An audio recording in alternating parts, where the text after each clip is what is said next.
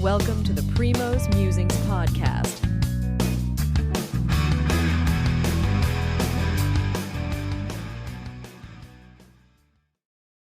Good evening. This is Shri here with the quarterfinal update for the men's and the women's singles semifinal. Let's start with the most obvious one. Kind of a very, very disappointment. Um, Diminor from Australia, who hurt himself against Fils in the previous match in the pre-quarterfinals, had to withdraw today against Novak Djokovic. Um, and kind of disappointing for him. He had a great shot of pushing the world number two. But I think Djokovic now has pretty much sailed through the semifinals without playing the top, was a top five player. I think I think Rune was the only guy who's like ranked number 15 in the world that he played. But again, there's sometimes it's called the luck of the draw. This draw has been very, I would almost call it like fair to Djokovic, because when you look at who was in the other brackets, you had Sinner, Medvedev, and Alcaraz um, in one bracket. So, and then you had players who were hurt. Hercox was hurt, Zverev was hurt, and you had Diminor was hurt. So who does he get? Djokovic now gets. I was hoping it was going to be the American Taylor Fritz, but Fritz was playing against Musetti, who probably has one of the best backhands. There are very few one-handed backhands that you have on the tour. You do have Dimitrov, and then you have Musetti.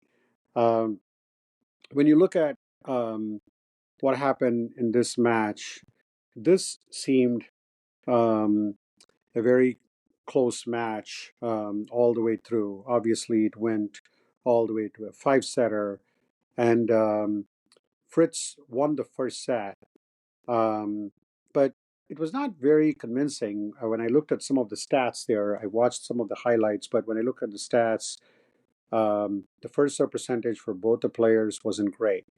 So no matter who won it was going to be a very tough challenge for uh, the player against probably the greatest to play, Novak Djokovic.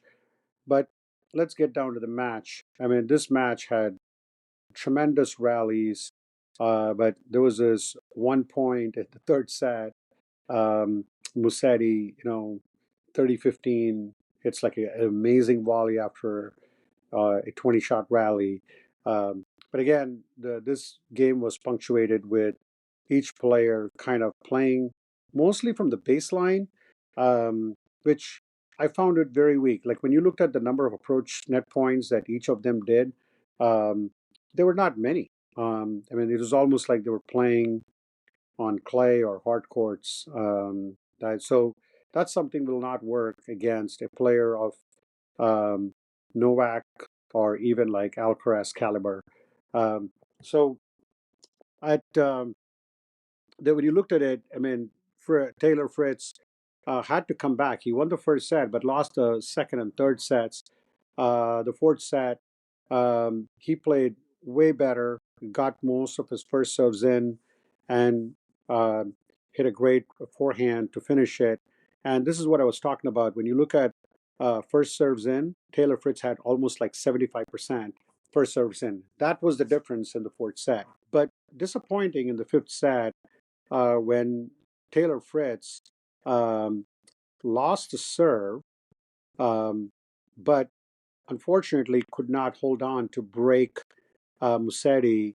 And once Musetti went to a 2-0 lead and then a 3-0 lead, he was able to break Fritz. And then once he got like a lead, a dominating lead, it was difficult for Fritz to come back. And I did see, like, even in the highlights, Fritz kind of looked a little tired in the fifth. By the time it got to the fifth set, um, but that's where Musetti started to do a lot more drop shots, having Taylor come in and then putting it away. Um, I mean, he quickly went to 5-1, hit a big serve, and then won rather easily at 6-1. And the Taylor Fritz, again, when you look at the first serve percentage, again, it was not great, but again, the story is always like the break points that each player uh, wins against the other player. So that's where we are with that. So tomorrow, it's going to be very interesting matchup um, on the men's singles uh, semifinal. No, actually, it's Friday. You have Medvedev taking on Alcaraz, Djokovic take on Musetti. So the good news is you had three of the top five seeds still in the bracket. The only two losses are Sinner and Zverev, and Musetti, who's like world number 25, taking on Djokovic. I would, again, if you ask me to predict that, um, I still think Alcaraz is going to win against Medvedev just because of the experience he has on grass. But this could also be a revenge match for Alcaraz, who lost in the U.S. Open semifinal that both Dr. Dan and I had an opportunity to watch live. So Alcaraz, way better player than Medvedev. Medvedev did surprise me against Sinner, but Sinner, if I was telling you yesterday that he wasn't 100%, and he actually withdrew from the next tournament prior to going a tune-up prior to going to the Olympics. Obviously, he's trying to prioritize Olympics over the other tournament. And then the other match, you have Djokovic playing on Musetti. Djokovic has not played at all for the last 2 days. He's fresh. He's got enough time to recover. Musetti coming off a very emotional win against Zverev. I see this going the Djokovic way, and we are going to get a rematch of the last year's Wimbledon between Djokovic and Alcaraz, and that's going to be exciting. Now let's get down to the women's side of things. What happened today? As rightfully so, I thought Rybakina was definitely the better player um, than um, Svitolina. I did talk about, does Svitolina have enough to beat Rybakina? Rybakina had already won a Wimbledon, but she was sharp throughout. I mean, her forehands and just moving Svitolina all around the court was very difficult for Svitolina to sustain it for a longer time. And once Rybakina um, got hold of the set, or for the first game, she broke Svitolina right away on her serve, and Rybakina just continued to get much better. Great serving, um, moving Svitolina. I mean, there was a couple of backhands that she just went out like rockets, and Svitolina did not have many answers for Rybakina the first set, and then the second set turned out to be um, pretty much a mirror image of that. Um, Rybakina maintained her cool, calm composure and won the match rather easily. Uh, in the other match, this is the one that I think I got it wrong too, and it's funny. Even um, Randy Roddick was kind of talking about in his podcast yesterday about how much away or wrong he was in on the women's bracket, and he had probably had like one right in the last top eight or something like that.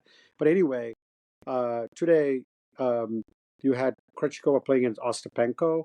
I thought Ostapenko would easily win that against Krejcikova, but give credit to Krejcikova for staying very grounded and winning a rather easy.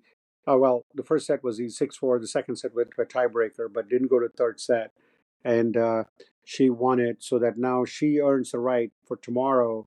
You have Paulini playing on Krejcik, Krejcikova playing Rybakina. Rybakina is the only top five player left. Obviously, you have Paulini, um, who's got the French Open finalist experience. Very impressed with the way she beat Navarro. So I definitely think tomorrow Paulini is going to win, and it's going to be a Paulini versus Rybakina matchup in the final. Now, this is interesting because you have two Italians, one on the men's side, one on the women's side. in the semifinals. It's I would call it the Italian resurgence, and only if we had Sinner there as well. But for now, I predict Paolini against Rybakina in the final on Saturday, and then for for Sunday we did talk about it for the men's. It's going to be Alcaraz and Djokovic.